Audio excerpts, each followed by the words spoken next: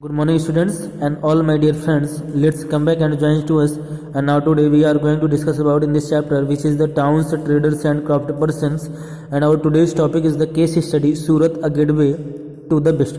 प्यारे बच्चों, अपनी आज की इस क्लास में हम बात करने वाले हैं सूरत के बारे में, जो कि a gateway to the best बात करें कि पश्चिम में एक प्रवेश द्वार माना जाता है, एक तरीके का गेटवे है। बात करें the port city of Surat located on the west coast was the gateway for the trade with West Asia व द गल्फ ऑफ ओरमुज। हम बात करें कि सूरत जो है आज से नहीं बल्कि प्राचीन काल से ही भारत में व्यापार का एक बहुत बड़ा व्यापारी केंद्र रहा है, जहां पर कहते हैं व्यापार का एक तरीके का ये प्रवेश द्वार रहा है, जो कि पश्चिमी एशिया वेस्ट एशिया से लेकर के ओरमुज की खाड़ी तक से लोग जो है वो सूरत में व्यापार करने के लिए आते रहे हैं। और सूरत आज से नहीं प्राचीन काल से एक तरीके का वो ट्रेड का हब बन चुका था, व्यापारिक हब था।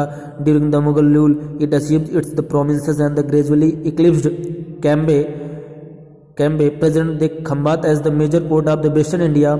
ये आज से ही नहीं बल्कि अगर मुगल दौर के बारे में बात करें तो मुगल पीरियड के दौरान भी हुआ क्या था, जिसको आज हम कैम्बे या फिर कहते हैं कि जिसको खंबात की खाड़ी के नाम से जानते हैं, वो एक तरीके का हम कहते हैं तो major port of western India, Bharat का जो है वो भारत बात करें पश्चिमी भारत का एक मेजर पोर्ट था, या कहते हैं कि मेजर पोर्ट का मतलब कि बड़ा व्यापारिक केंद्र होता था, जहां पर आकर के जो ब्रिटिश के जो जहाज थे, जो बेड़े थे, या कहते हैं एक तरीके का बंदरगाह था, जहां से व्यापारिक लेन देन होता था, व्यापारिक जो गुड्स होते थे वो उनका इंपोर्ट एक्सपोर्ट किया जाता था। विदेशों से जो फॉरेन कंट्री से आती थी उनको समुद्री रास्ते से यहाँ पर उतारा जाता था, या भारत से किन्हीं चीज़ों को भेजा जाता था तो समुद्र के रास्ते से यहाँ से भेज दिया जाता था। In the 17th century the Portuguese Dutch and England and the English had their factories and the warehouses at Surat. और बात करें कि 17वीं शताब्दी में बात करें 17th सेंचुरी में बात करें तो चाहे वो पुर्तगाली रहे हों, चाहे डच रहे हों, चाहे ब्रिटिश या इंग्लिश रहे हों, सबने अपनी फैक्ट्रीज जो है सबने अपनी फैक्ट्रीज या कल कारखानों के बारे में बात करें तो सबने सूरत में अपना खोलने का प्रयास किया, या फिर उन्होंने आकर के ओपन किया। On average 100 ships of different countries could be found at the port at any time. और बात करें कि लगभग 100 से ज़्यादा देशों की जो जहाज़ें थी, जो शिप्स होती थी जिनसे व्यापार का काम किया जाता था, वो किसी भी टाइम पर इस पोर्ट पर, इस बंदरगाह पर देखी जा सकती थी किसी भी समय। फिर आगे बात करें तो है क्या the textiles of Surat were famous for their gold lace borders and the had market in West Asia. बात करें तो सूरत आज से ही नहीं बहुत दिन से, काफ़ी टाइम से ही फेमस रहा है अपनी टेक्सटाइल इंडस्ट्री के लिए। एक वहाँ का फेमस है, जैसे जिसको हम जरी कहते हैं या गोल्डलेस बॉर्डर होते हैं, अपनी कढ़ाई के लिए। सूरत अपनी कढ़ाई के लिए, टेक्सटाइल डिजाइनिंग के लिए बात करें तो वेस्ट एशिया, पश्चिम एशिया में, अफ्रीका और यूरोप की मार्केट में यहाँ की कढ़ाई की हुई चीज़ें, कढ़ाई की हुई साड़ियाँ, यहाँ के क्लॉथ्स, यहाँ के टेक्सटाइल डिजाइनिंग की काफ़ी ज़्यादा वहाँ पे डिमांड है। It also became famous for its the Patola silk. और सूरत की जो पटोला सिल्क है, पटोला सिल्क क्या कहते हैं कि पटोला रेशम जो है यहाँ का बहुत ज़्यादा फेमस है।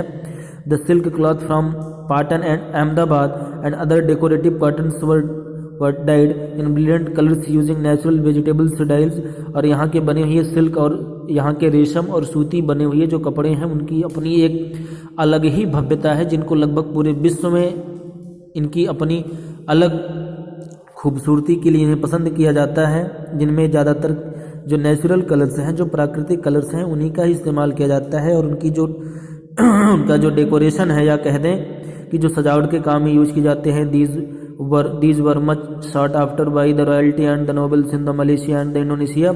और बात करें कि मलेशिया और इंडोनेशिया जैसे देशों से इनकी कढ़ाई के लिए वहाँ से देखने के बाद वहाँ से आज भी इनको रॉयल्टी मिलती है। The Kathiawad seats of the Mahajans had huge banking houses at the Surat. और गुजरात का जो काठियावाद शहर है, काठियावाद जो प्लेस है, वहाँ के जो सेठ हैं जिनको महाजन कहते हैं, जो मनी चेंजर्स हैं, जो रुपए का लेन देन करने का काम करते हैं, ह्यूज बैंकिंग हाउसेज एट सूरत, उनकी बड़ी बड़ी बैंकिंग हाउसेज का मतलब कह दें तो रुपए के कारोबार का काम करते हैं, सूरत में है।